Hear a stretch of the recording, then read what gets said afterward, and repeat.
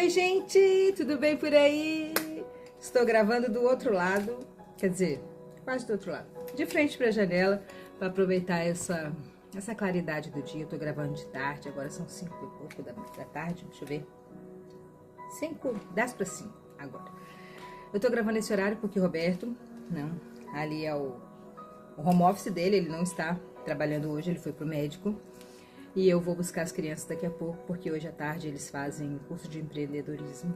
Então eles saem mais tarde da escola. E eu tava aqui de bobeira, comendo pipoca. E resolvi gravar aqui pra vocês, aproveitar esse sol. E tô ansiosa pra ler Hebreus, porque Hebreus é lindo. Hebreus é o Levíticos moderno. Levítico moderno. E eu tô muito feliz por ler. Hoje nós vamos ler Hebreus capítulo 5. Tá muito legal, vamos falar sobre o grande sacerdote. E é isso. E eu tô feliz de estar aqui com vocês. Obrigado por todo mundo que está se inscrevendo, todos os canais. Obrigado pelos comentários. Vocês são queridíssimos. Eu estou amando todos os comentários. Todas as curtidas, os likes, as inscrições lá no YouTube. Muito obrigado. Obrigado pelo reconhecimento. De agradecimento, né, de eu estar lendo aqui para vocês. É uma coisa que eu adoro fazer a vida inteira, ler. E ler a Bíblia, então, é muito bom.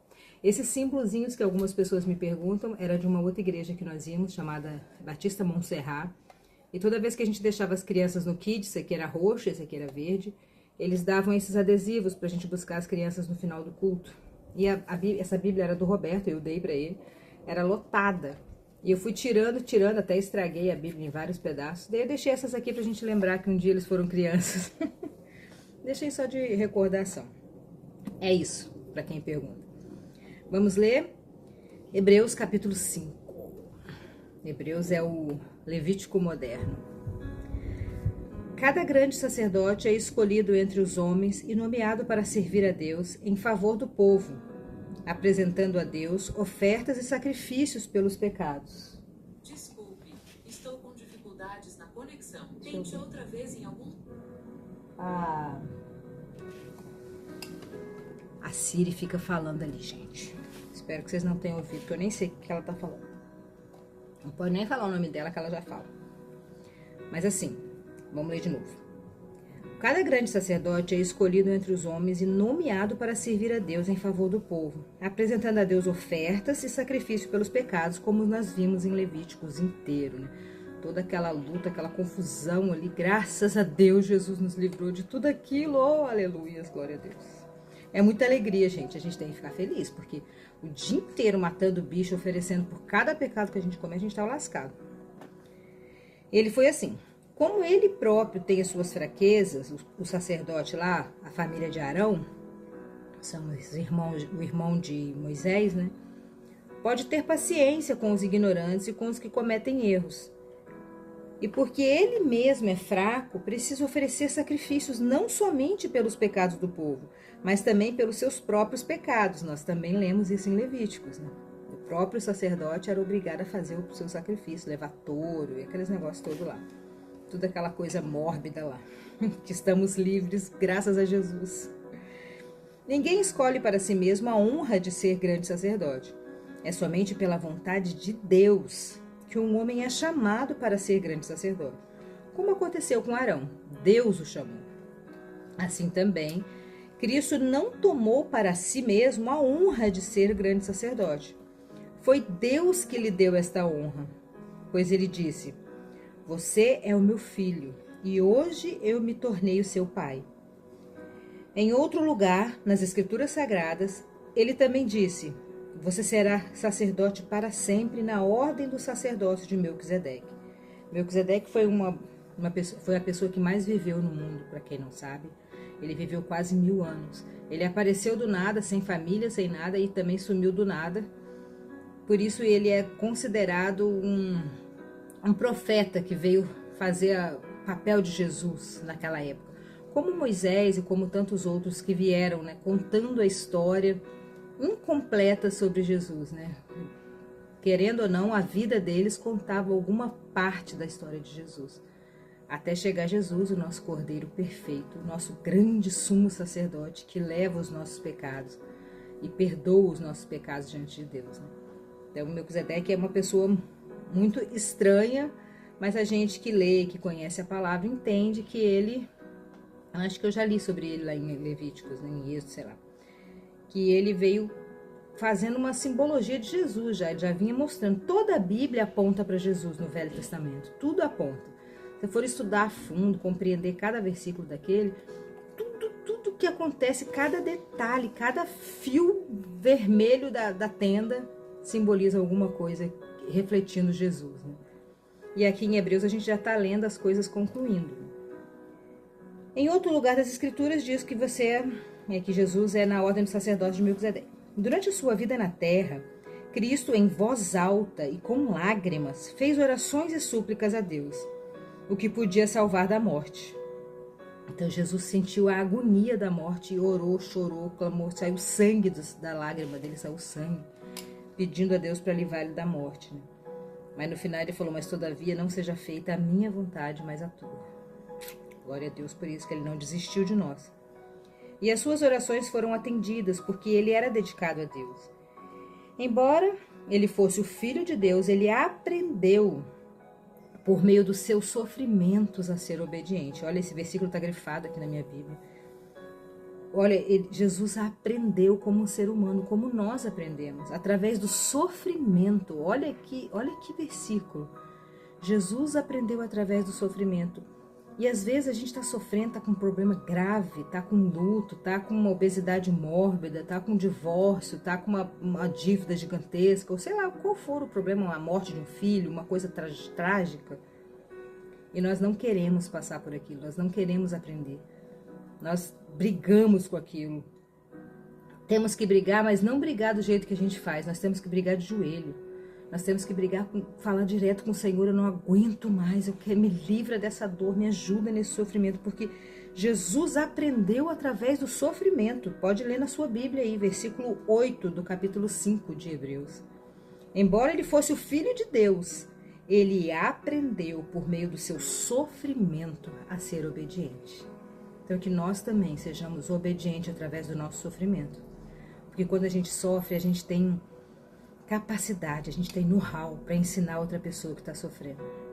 Então, no meio de toda essa dor que você está sentindo, seja ela qual for, tente extrair coisas boas para futuramente você falar com as pessoas e poder ajudá-las nesse momento terrível que você está passando, que você possa fazer o bem depois desse sofrimento, aprender como Jesus aprendeu, ser obediente.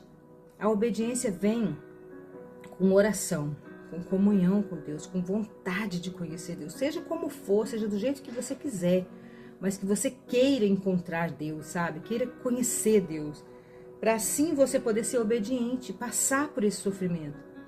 Todo sofrimento te faz aprender. Jesus, que é Filho de Deus, ele é a faceta humana de Deus, ele teve que sofrer para aprender a ser obediente. Quem somos nós que não queremos sofrer? Se Jesus sofreu. A gente não quer sofrer, a gente não quer passar pelo luto, a gente não quer passar por dor em hipótese alguma, a gente quer correr disso todo o tempo. Mas que hoje, lendo essa palavra, a gente respire e compreenda que todo sofrimento nos faz aprender a ser obedientes a Deus. Tem que fazer, tem que ser assim. Porque quando a gente aprende a ser obediente a Deus, a gente consegue transferir isso para as outras pessoas. Quantas pessoas estão querendo se matar, querendo falar igual uma moça que eu assisto no TikTok, querendo desviver alguém por causa da dor, do sofrimento. Ela não está aprendendo. Por que ela não está aprendendo? Porque ela não está obedecendo. Como é obedecer? É orar, é buscar, mesmo com raiva. Você fala, Senhor, eu te odeio, eu te detesto, eu não quero fazer isso. Fala com Deus, Ele conhece o seu coração, Ele sabe o que você está pensando, o que você sente. Fala. Vai para baixo do chuveiro, vai para dentro do banheiro, o refúgio das mães. Vai para sua cama, vai para o carro, vai para onde você quiser. E fala tudo o que você está sentindo. Porque você vai sentir o refrigério de Deus, Ele vai te cobrir, Ele vai te ajudar. Eu tenho certeza disso. Eu tenho certeza que esse versículo está falando de Jesus, mas está falando da gente também. Nós também somos filhos de Deus, nós somos filhos por adoção, que era mais importante, eu falei isso em outro capítulo, do que o filho biológico. O filho biológico você poderia dar, o filho de criação você não poderia dar. Você era obrigado a criá-lo. E nós somos filhos de criação do Senhor. Ele nos adotou. E embora Jesus fosse filho de Deus, ele aprendeu por meio do sofrimento a obedecer. Guarde essa palavra no seu coração. E depois de ser aperfeiçoado, ele se tornou fonte de salvação eterna para todos os que lhe obedecem. Ai, isso tem que encher o seu coração de esperança. Depois de todo esse processo turbulento de sofrer para aprender, para obedecer, para entender, ele foi aperfeiçoado e se tornou fonte de salvação eterna. Jesus é fonte de salvação eterna para todos que lhe obedecem. Ele é a salvação.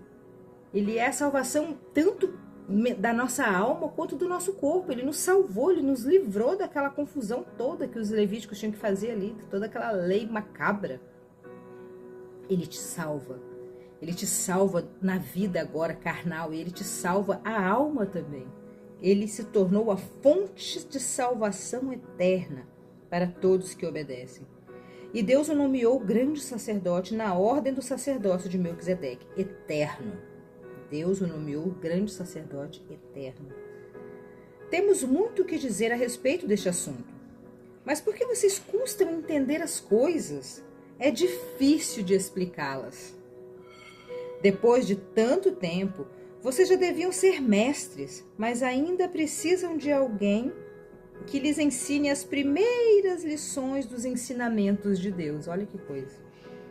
Em vez de alimento sólido, em vez de comer churrasco, carne, arroz, feijão, macarrão, vocês ainda precisam de leitinho materno, de leitinho de bebezinho, de papinha.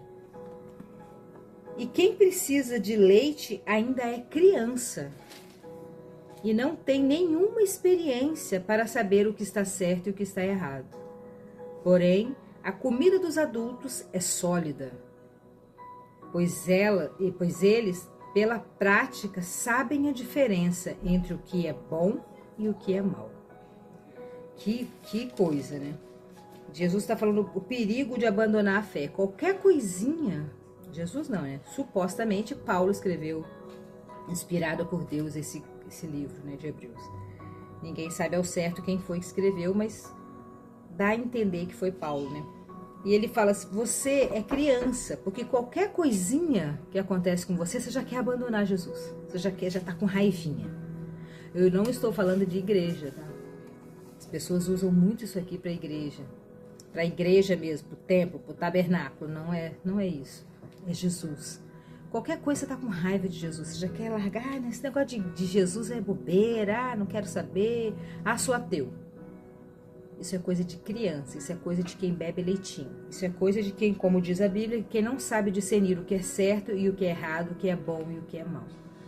Mas nós temos que nos alimentar com comida pesada, com palavra de Deus, com Bíblia.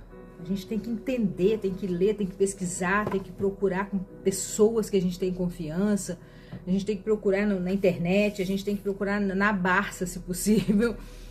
A gente tem que comer comida sólida, pesada. A gente tem que se convencer das coisas que a gente lê aqui na Bíblia. Isso sim é uma comida pesada, é um churrascão e não leitinho.